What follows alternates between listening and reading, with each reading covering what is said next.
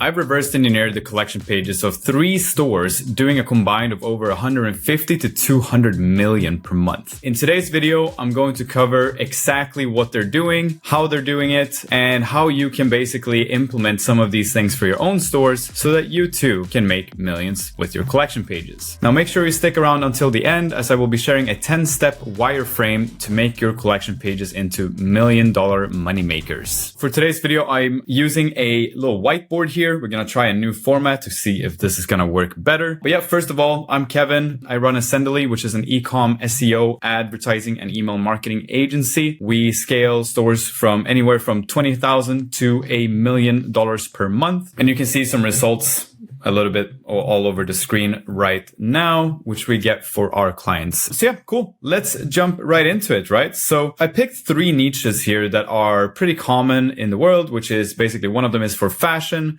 one of them is for furniture, and one for outdoor. And I'm thinking, let's just start with number 1, which is Princess Polly. Now, quickly, before we jump into this, I just want to make sure that this video caters to everyone. If you're not familiar with collection pages are where all of your, where you have like semi-categories for your products. And these collections are a fantastic way for you to increase your organic traffic. Basically, you can create a ton of collection pages, even if they have the same products as they would have in another collection. They give you the ability to focus on multiple variations of a keyword as long as they belong in different intentions, right? So if somebody's searching for blue dresses, for example, and then you have a collection page for that, but you also have a collection for blue striped dresses, for example, some of those blue dresses might be in that blue striped collection, but they have 2 different intentions when somebody's searching for it. So that's what that means. And Princess Polly does this fantastically, right? So they get about 1.5 million visitors per month. I think it's a little bit more even. And they are currently generating over $32 million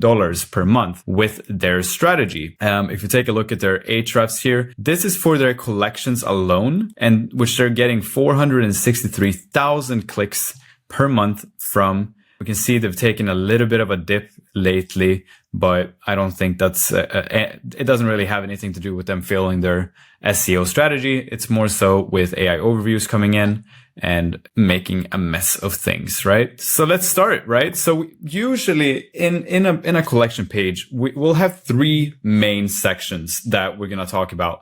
And that is the above the fold. That is anywhere from the navigation to the H1 or breadcrumbs, the navigation or the H1, and the filters if they're at the top. The section number 2 is the product grid. That's where the products are going to be. This is not something we're going to mess with too much, except for one of the stores that is coming up a little bit later. And then we have below the product grid. So anything that goes below our collection of products, that's the text. We have FAQs, we have reviews, we have some other things that we're going to go through in this video to make sure that you get the absolutely best way to optimize your collection pages. For now, let's jump into Princess Polly, right? So if we look at their above the fold, we can see that they're doing things very simply. This is a collection for their white mini dresses. And what we can see here that they're doing is that they're adding the sub collections that are related to dresses, basically, white dresses specifically. And they're adding these as sub collections and also internal links to these collections from this collection page, which is a really good way because they're all related. They're semantically related to each other, and it gives the user a better navigation experience since they're able to perhaps go for a white grad dress, because they were in the beginning, they were looking for white mini dresses, but then they realized, well, I am going to do a graduation, for example, so I'm going to go for a white grad dress instead. This is fantastic. We love to implement this on the stores that we work with. It's not too hard either to do so, and we'll definitely go over how we can do this in another video. But other than that, they're not doing much. They're doing their breadcrumbs below that. What I usually would want to see is that we have the breadcrumbs at the top, and then we do the actual internal linking, right? Then they have their filtering, which is great. just very basic filtering, and then the H1 along with the styles and some more kind of filter stuff here. So very simple, but very effective. It's working really well for them. So yeah, that's very nice to see. Next up that we have is the product grid. And for the product grid, they're not doing a lot of things, right? What we can see here is that they're doing big images. That's very usual for fashion. But one thing that they're doing uniquely, which is really cool to see, is that they're using the discount code inside of the product gallery. This is unusual to see. We don't see this very often at all. And this is a great way for you to kind of increase that conversion rate, because people know that they're going to have a discount code moving into that 30% off. That's pretty sick. But when it comes to like doing stuff for SEO, in their product grid, they're not doing a lot of things here, which is understandable. It's a fashion thing, fashion store, and fashion stores, generally you want to focus more on the imagery and making sure that the store looks clean. And this is very, very clean. But we can see when we go below the product grid, we can see pretty quickly that they also are hiding a little bit of text here, right? To basically further give more context about the site or the collection, right? So your wardrobe isn't complete without a white mini dress. So very quickly, they're mentioning the main keyword inside of the first paragraph. The ultimate staple for your weekend plans are white mini dresses, are designed to fit perfectly into your wardrobe, forever wardrobe. Mini white dresses for every occasion. So you can see here, they went for let me make this a little bit thinner. They went for keyword variation here. So they went for mini white dresses instead of white mini dresses, right? For every occasion. Let's see here. You'll be surprised how quickly your short white dress, another variation. White lace mini dress, another variation. And then what they're doing is they're adding internal links to jewelry, heels, and also talking about some different things like the graduation, right? So they're moving back over to the internal links that they had up top here. They're also mentioning these inside of the text at the bottom here. This is nice, but I feel like it's just a big chunk of text. It's not actually helping the users do much. This is purely for SEO because none of them are doing anything. And there are actually a ton of things that they could do differently here to actually start converting more. But these are some pretty good starting points. But I could probably guarantee them a pretty significant growth if they did the things that we're going to go over in this video coming up. Cool. So that's Princess Polly. Fantastic brand, doing good stuff. Definitely something we can look at even further. Now, if you look at their main website, we can see that they are running a ton of collection pages, right? So if you are a store and you have a pretty big inventory of products, if you're doing anything inside of fashion, running a ton of collection pages will benefit you very nicely as long as you can do it nicely and put it into a very logical hierarchy. And Princess Polly is probably one of the stores that has done this in one of the best ways I've seen, whereas a lot of stores, it becomes extremely hard to navigate, but they kept it simple to a certain degree. So yeah, well done on Princess Polly. Let's jump into the next, which is going to be furniture. And for this one, we selected article dye. It's estimated that they're doing about 8.6 million per month. I think it's more than that. I think it's going to be around, 15, 20 million. I got my data from Store Leads. It's not always accurate. It's probably way more than this, right? And per month, they're getting about 325,000 clicks per month. And if we check their Ahrefs data for their collection path, they get about 96,000 clicks per month. And we can see that they've grown in the last couple of months here, which is interesting to see because they're actually not doing as much on their actual collection pages as, for example, Princess Polly is. But we can see here that they went up.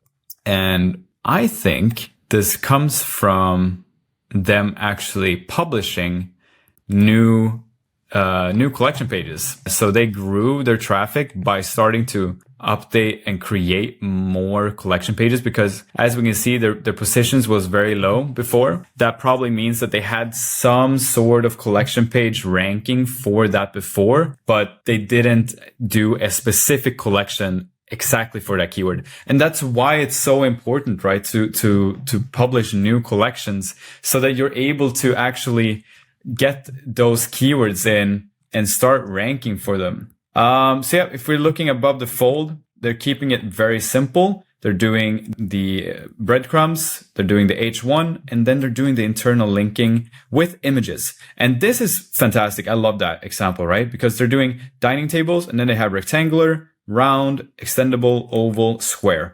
Perfectly relatable, great internal links, and it helps the navigation a ton, right? So well done on this.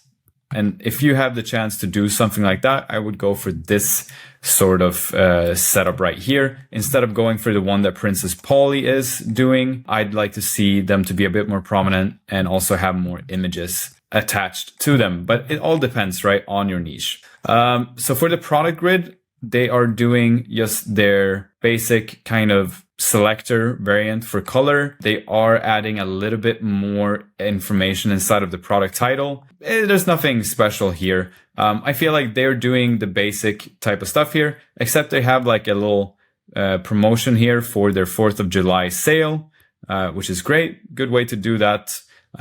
They could, however, be doing a little bit more here, which we will be going over once we get to the actual checklist. For the below product grid, they are not doing a lot. They have a read more button, and then they're doing basically the text that we talked about before. If we click in here and we check out their actual collection page, we can see the headings. They're in dining table, price, room. So these are basically the some of the filters, I believe. Yeah, so they can definitely work on their actual structures. The actual products are in H2s. The structure of everything is a little bit out of touch. Article in real life, browse, yeah. So if we move down to the bottom here, and we check out their actual text, we can read more. We can see that they're internal linking to some related places, but this is definitely made with AI. As we can see, this is purely AI, and it's not helping. It's not giving anything to the actual user.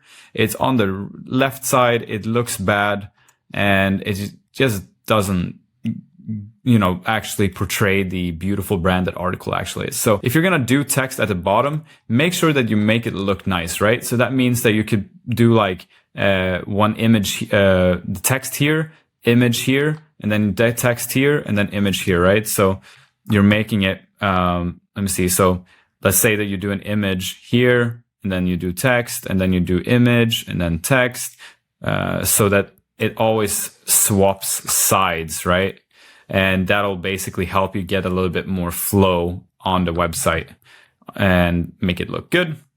So that's how I would set it up. And there are even more things that you can do to make sure that you get even stronger growth here.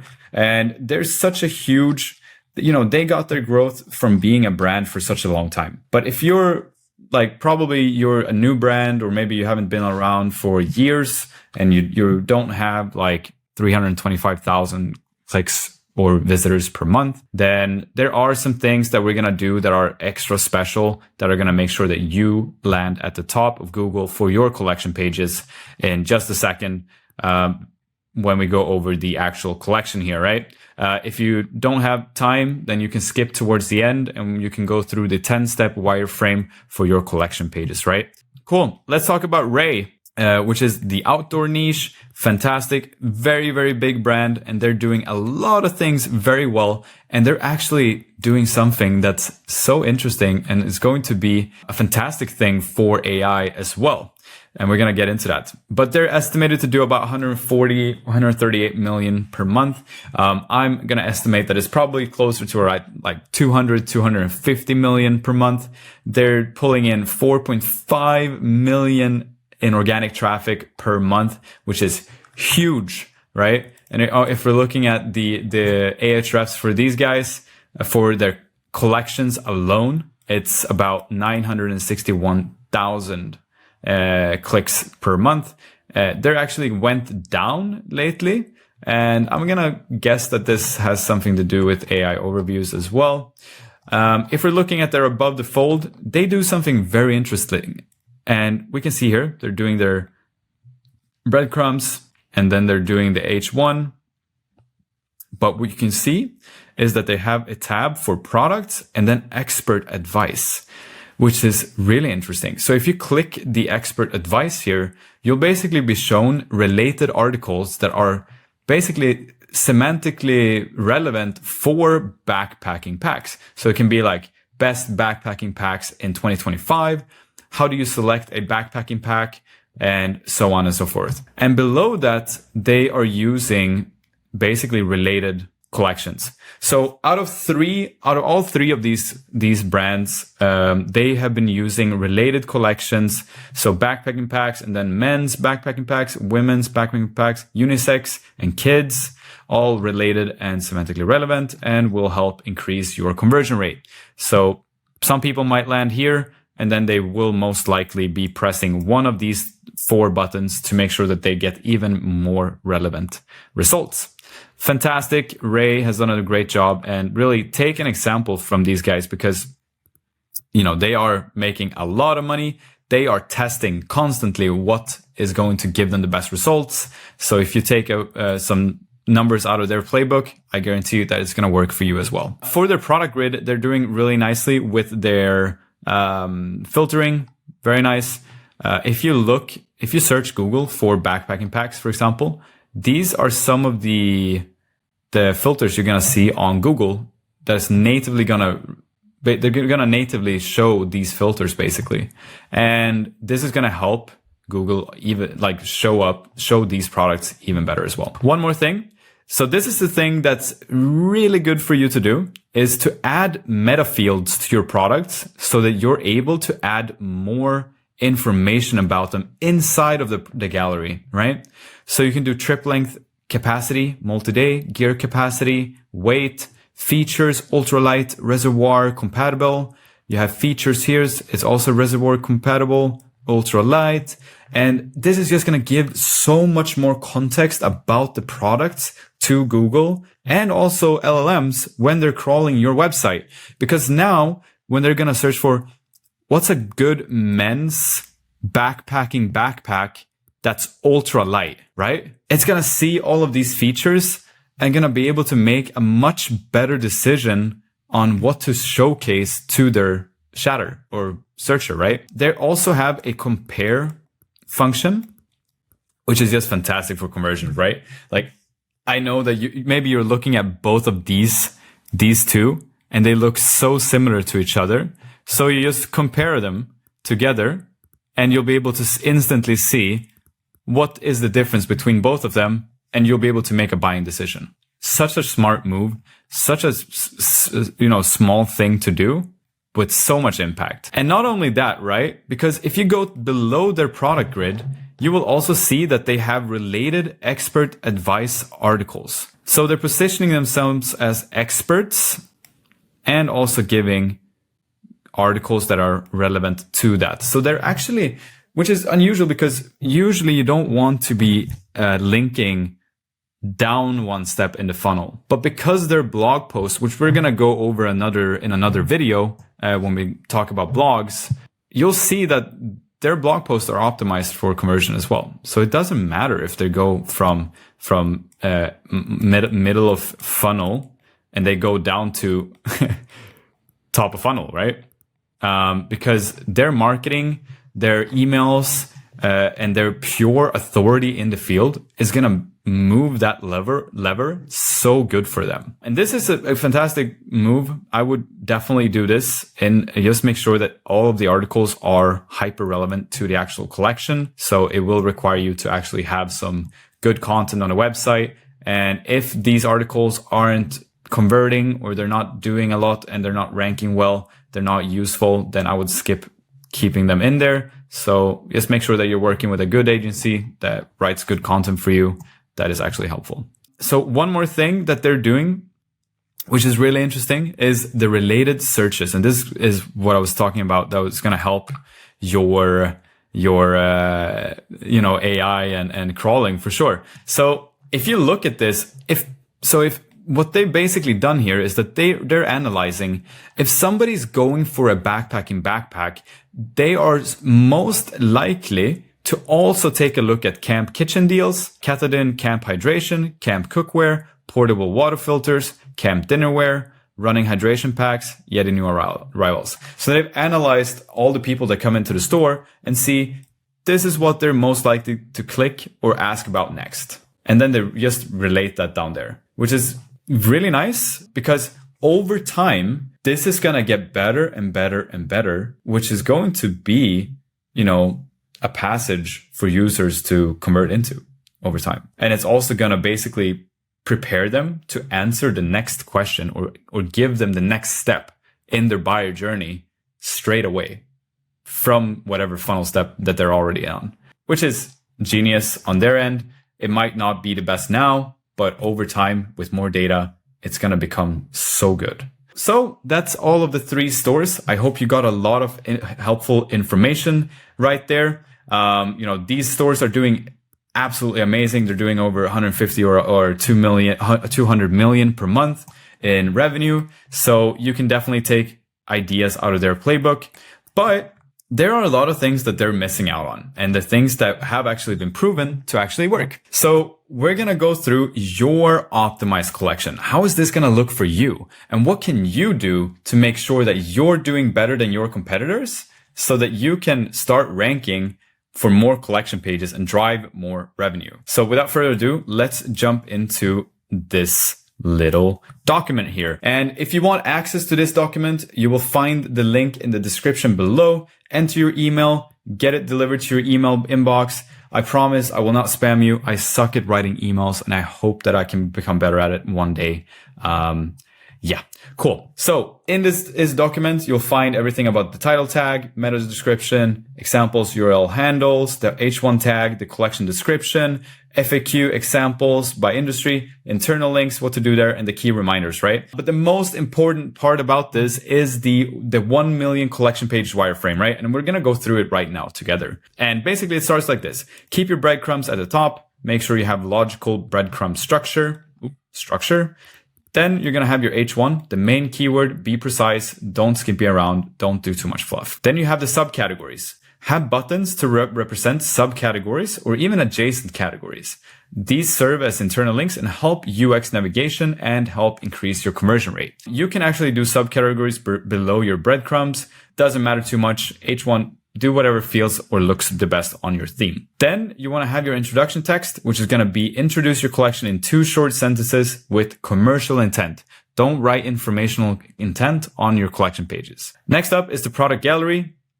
Here's what I want you to do. We're going to go over in depth how to do this on your Shopify store and even your WooCommerce store. But what you're going to do is you're going to add meta fields to your products so you can add features for each of those products. That way you can basically display information inside of your product gallery like REI did.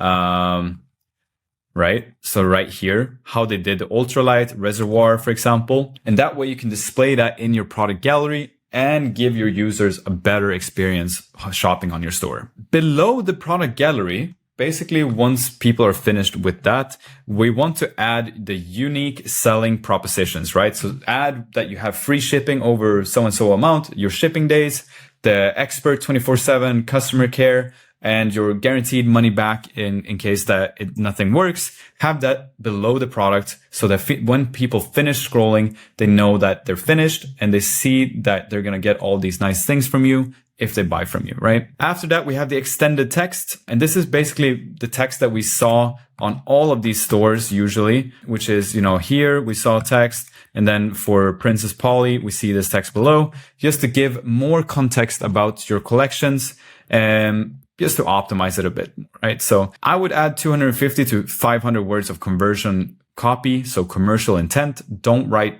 questions inside of this, right? Keep it kind of like copywriting. Just make sure you're copywriting to get the people to convert. Here, I would add LSI keywords. I would add related keywords. that are variations of your main keyword basically, but make sure everything is natural, optimize for people, don't optimize for search. And here you can also add internal links to adjacent categories. I would not internal link to blog posts. However, if you do, I would follow the structure that we saw here on REI for these things, related expert advice articles. Below that text, here's the place where you're going to have informational content, right? So if you have questions about these things, I would have an FAQ, and I would make sure that you have a schema markup for the FAQ as well. So you map it out. It's not there alone. Optimize for the next question, right? So as we're moving into AI times and we want to make sure that we're basically answering questions that people have, we want to make sure that we understand what is the next question people are going to have about our product. So if somebody's looking up hiking boots, for example, what's the next question they will have? Well, are these hiking boots going to be good for, 6-hour hikes? Are they going to be fit for going on Mount Everest? And these type of things. You can find these by checking out the people also ask. There's also going to be ways for you to use AI to actually predict what the next question is going to be based on data sets. We're going to talk about this in another video though. But here you can have your informational text.